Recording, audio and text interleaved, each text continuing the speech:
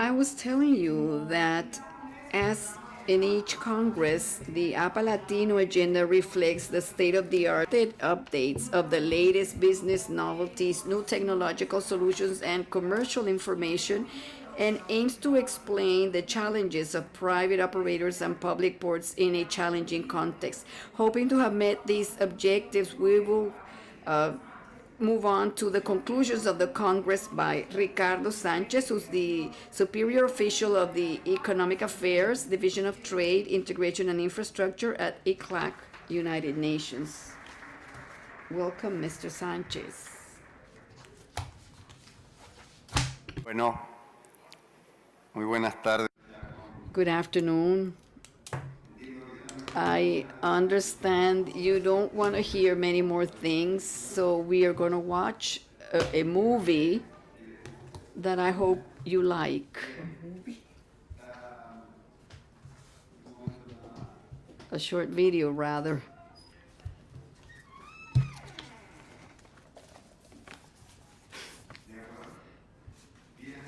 Well then,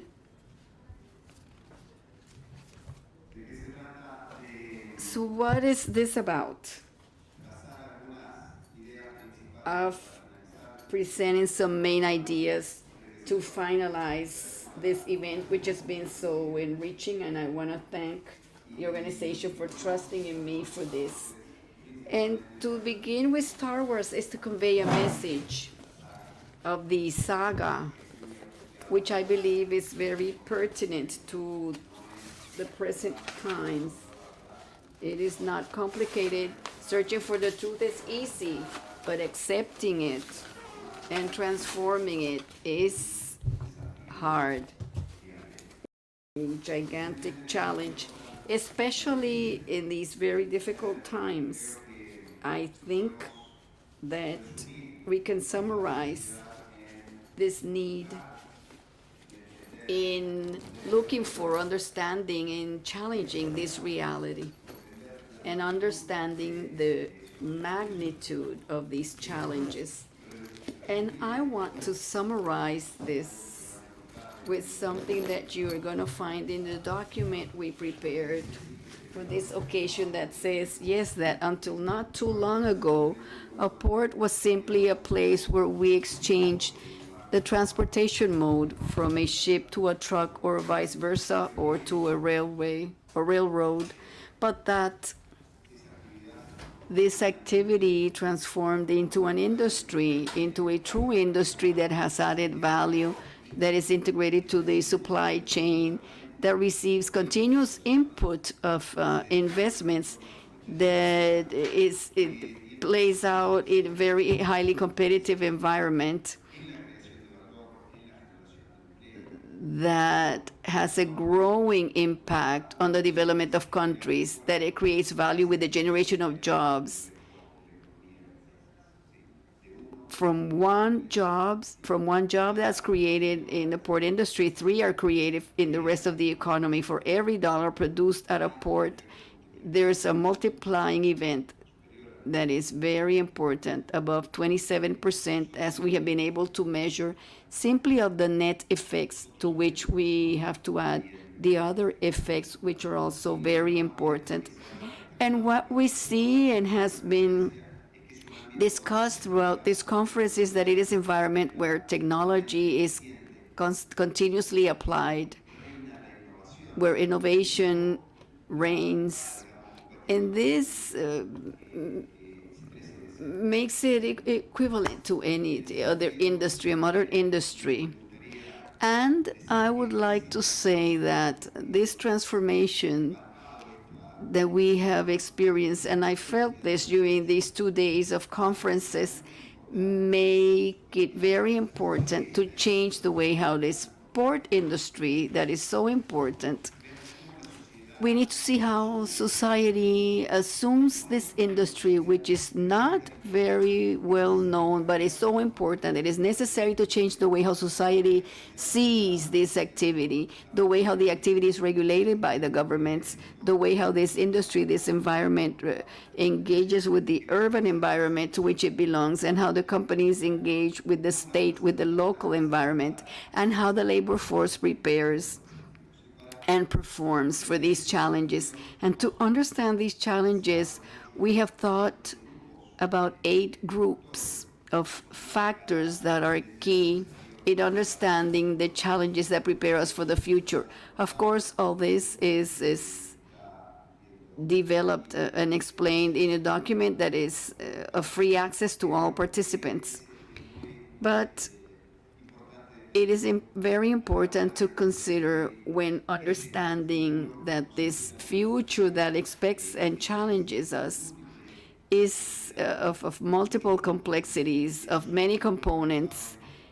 And we have these 8 things here: structural factors, institutionality and governance, regulatory factors, that is how the states intervene in this industry, market factors, that is how the actors in the industry relate amongst each other, the challenge of digitalization and new technologies, which have been constantly discussed during this Congress, the employment factor, or the labor, the workforce factor, which is very important, and will have novel challenges, new challenges in the future requiring much training.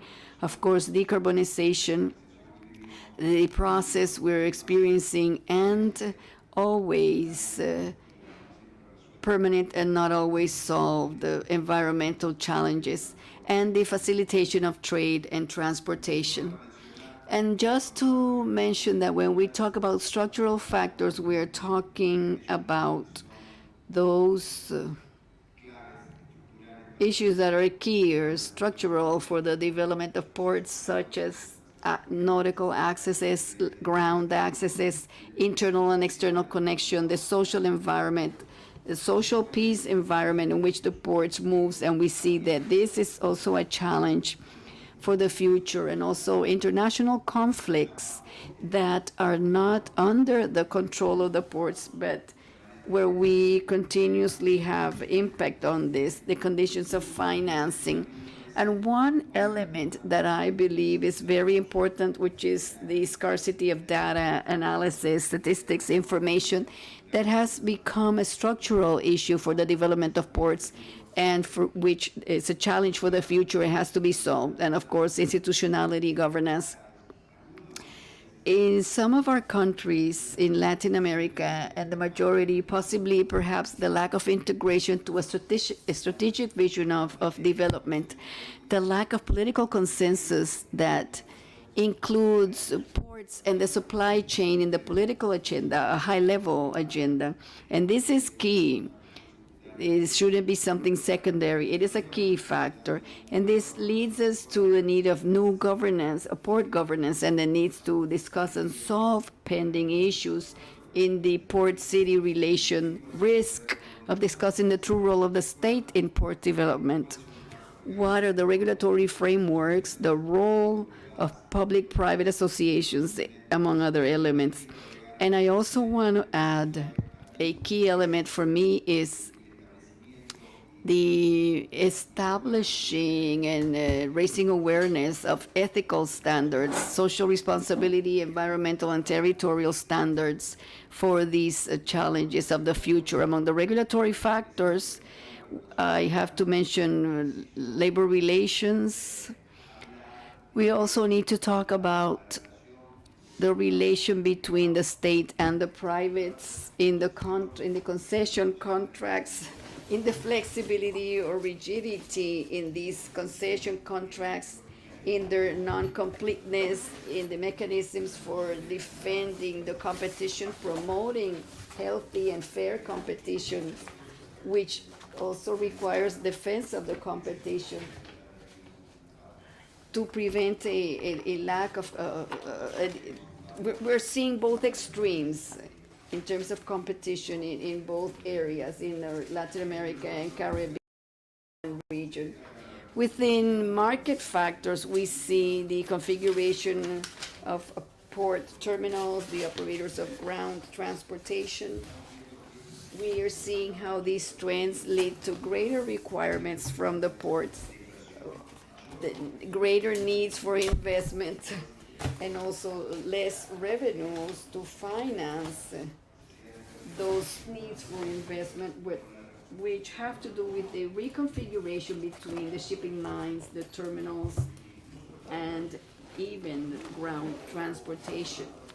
This leads us, as we see this associated to the arrival of large ships, to the uncertainties of freight, of the market structure, of logistics, and this clearly is another one of the key factors in understanding and improving the future.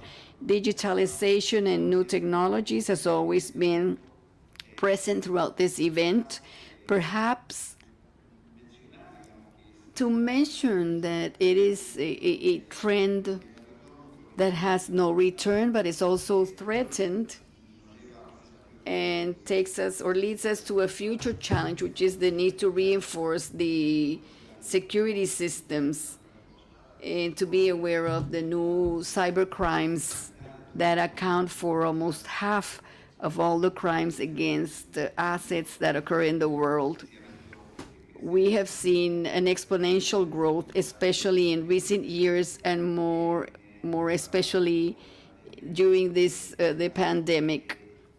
In the case of attacks against infrastructure and shipping lines in the ports, we've seen it throughout the region with consequences that have been very serious. As to the labor factor, we know that that's key for the future, and it also produces the digitization fears in the labor force and some rigidity. But in that sense, we need to be very clear. This is a risk that must be minimized through a good dialogue, through concrete actions, through training, through ongoing training of human talent with environmental responsibility, and through a better approach of infrastructure that will enable us to go from the initial fear to a situation of winning amongst the parties. And obviously in the States, decarbonization, that's a global decision, whether it is mandatory or not. It is a trend that will continue. There's no way back. And they add new costs that need to be faced. Obviously, decarbonization is welcome, but we need to be aware that we are going to deal with a change in the cost structure of the whole industry. Also, facilitation of trade. These are topics that could always be enhanced. Even though most of the countries have gone through partial progress, we still have doubts, delays in its implementation.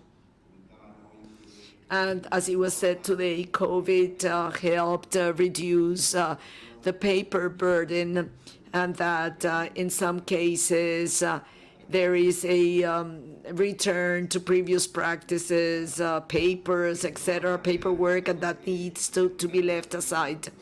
This is a challenge for all the ports of the region. Nevertheless, it should not be considered, or it should not be seen with fear. Challenges. There are indeed many, but we believe that there are multiple opportunities. We can make good use of this through an innovation that we leave the ports in best adaptation facilities. And vis-a-vis the future, it is important to understand those challenges, but at the same time, we need to act. We see many opportunities. These challenges can transform into opportunities through the expansion of the commercial activity of transshipment operations that have become a priority for countries. We see business development opportunities for a better integration of the supply chain.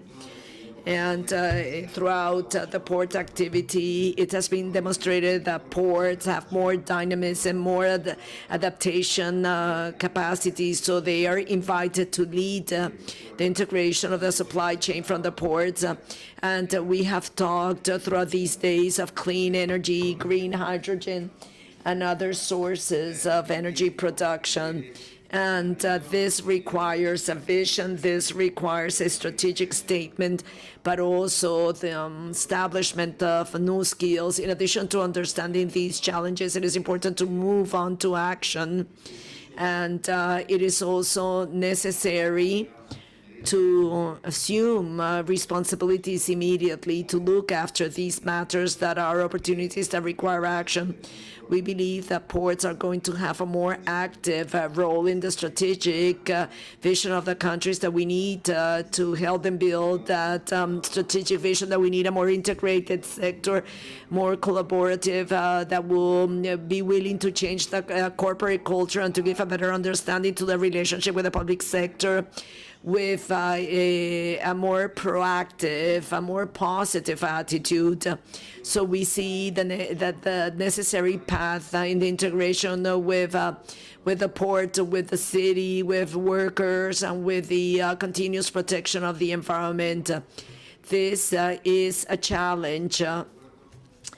And there is a need of a higher level of cooperation. We see many parts of the industry with active cooperation, and this is something that's something in which ports need to move forward to have more policy stability, and to a certain extent, this is what we called in this closing document, that we need to change the public vision of the ports.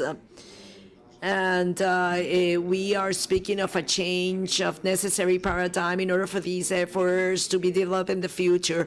Will contribute to sort out historical problems as the absence of these integration, and also to sort out connectivity problems. And as it has been demonstrated, this helps us improve productivity of the economies. So we have ahead of us the challenge of moving on to a new paradigm that will bet on predictability, clear rules of the game for the operation of the port, respect to the rights of the parties, investment attraction, and not to hinder investment, and to help having better financial conditions. And in that sense, we believe that stability and tax reasonability in the sector is a key element that goes in that same direction.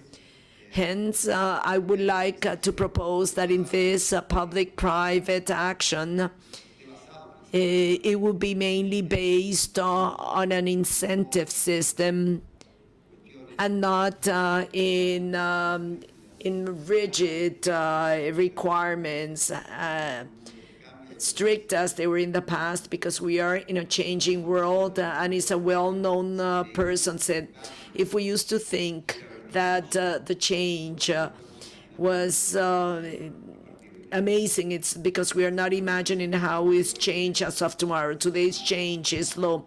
So it's going to be more and more and more. So what we do to move, because we are focused on legal instruments and in rigid companies, regulations. So I think that ports need to play a key role. It's a strategic role, and that we need to have a new state role, a mother definition, in order to have that pro-positive attitude. And in this way, it will contribute to have a joint cooperation amongst international organisms, governments, in order to analyze the strategic lines of action that would leave us better prepared for the challenges of all the ports. Thank you.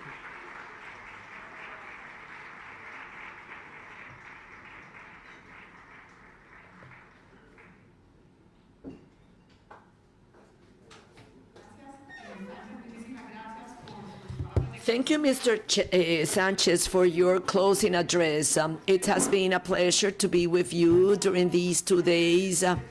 exchanging experiences amongst the different actors that make up this important industry for the world. We hope that you have enjoyed this Congress and hope to see you in 2022. So please have a safe trip home. And it's a pleasure to have you here in Cartagena. Continue enjoying the city, and we'll see you tonight.